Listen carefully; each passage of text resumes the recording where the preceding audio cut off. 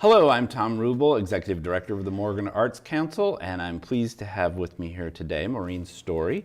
Maureen is the curator of our show, which is just opening, called Connections Shaping Glass. Welcome, Maureen. Thank you, Thom.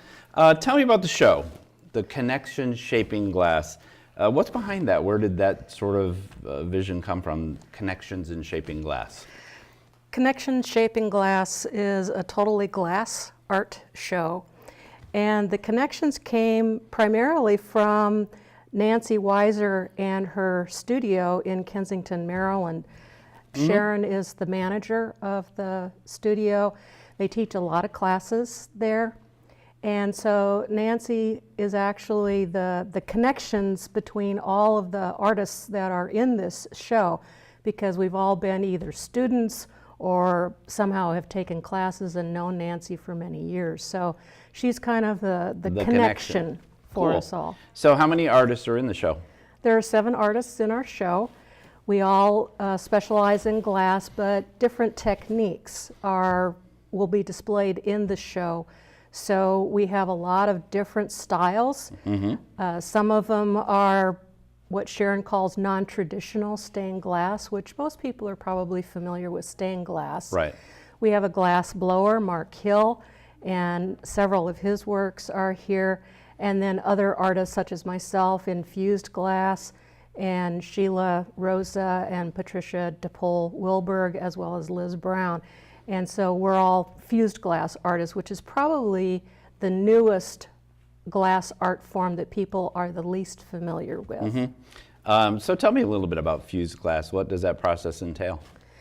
Fused glass entails a kiln, because what you're doing is you are fusing 2 pieces of glass together in a kiln.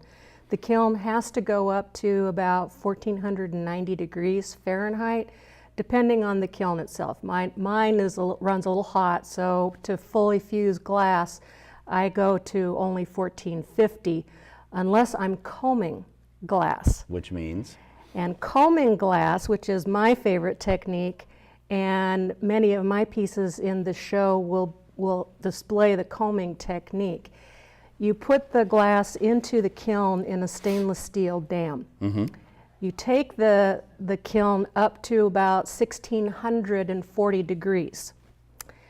You're all suited up with a gold face shield, with Kevlar gloves and a smock and everything like that, because at 1640 you're going to open the kiln. Phew. You're going to reach into the kiln with a stainless steel rake and comb through the molten glass.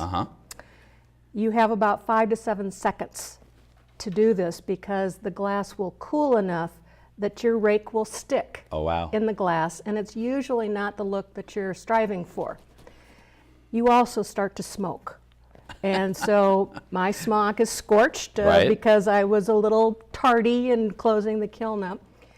And so you close the kiln up very quickly, let it heat up again, and you have a chance to cool off at that time, and then you can go back into the kiln and comb it again until you get the effect that you're looking for. Wow, that's a pretty arduous process, isn't it? I mean, how many times would you do it in an average, piece that you're working on? How many times would you open it? It'll depend on the size of the piece. A 16-inch round that I'm starting out with might take 5 different times to go in and out of the kiln. A smaller piece will take probably 3 until I'm happy with how it looks.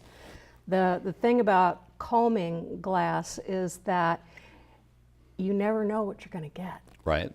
And that's what's exciting, because I'm a scientist, so you plan it all out, you take notes, blah, blah, blah. But when you go in and comb it, when you open the kiln after it's done, it's magical. You have no idea what you're going to get. Great. Nice surprise sometimes, huh? Nice surprise. So what other, glass forms? You talked about glass blowing, you talked about stained glass. Are those more sort of conventional forms of glass in terms of art? They're probably the oldest forms of art. Stained glass we see in church windows, things like that. Blown glass, we see people blowing glass all the time. but fused glass is the newest art form of glass art itself. Cool, so we'll have all of those then. You will have all those, including painted glass. Each of us has a different technique that we like to use. So there's the stained glass, there's mixed media, blown glass, fused glass, the combing technique. Patricia in particular is a wonderful artist, and she likes to paint on glass. So we'll have some of hers. Sheila Rosa will have printing on glass. Oh, interesting. So it's sort of like screen printing. Right, So right. we each have a different technique that we like to work with. We all know the other techniques, but we have our favorites. Yeah, good. Speaking of that, so you talked about you're a scientist. This is your first show that you've curated, right? It is. And how long have you been doing glass? How long have you been? I mean, have you been doing this your whole life, or? No, I have not been doing this my whole life. As you said, I'm a PhD nutrition scientist by education and training.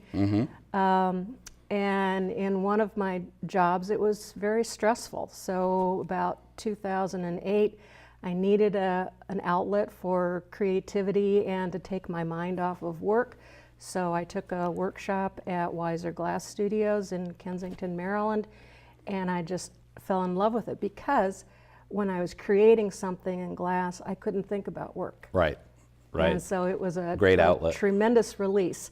So now my first career has wound down, and I'm starting on this joyful second encore career. Wow, that's fantastic. In terms of curating your first show, what did you find? What did you sort of encounter that may or may not have been unexpected in putting the show together? Anything? No, not really. I mean, Eddie had everything laid out. You had everything laid out, so it made it easy. And contacting the artists was easy because the first person I went to was Nancy and Sharon, and said, I'm doing this. I was invited to curate this show. What do you guys think? What am I getting into? Had any of them curated one before? Oh, yeah. Okay. Oh, yeah. And so Nancy and Sharon both said, oh, go for it. And, okay. So I contacted you back. And expectations, there's always some. I mean, there's always some unintended consequences and things you don't expect, but not many. Right.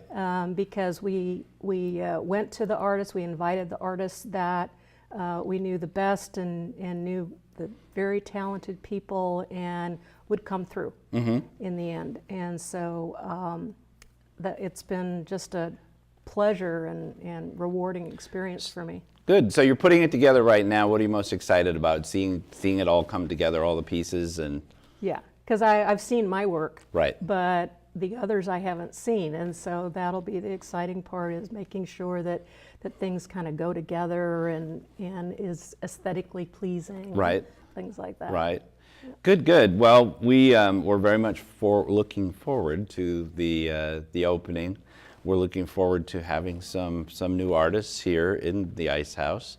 We're looking forward to I love glass. It's really one of my, I'm looking forward to walking through the gallery and trying not to buy something because working here, that's a career hazard. It's okay if you buy something. Okay, thank you very much. Well, we really appreciate you stopping by today to chat. We're very much looking forward to the show, and we'll be running for about 6 weeks into September. Yep. So we invite everybody to come by. So thanks for joining us today, and please stop by the Ice House and see Connections Shaping Glass.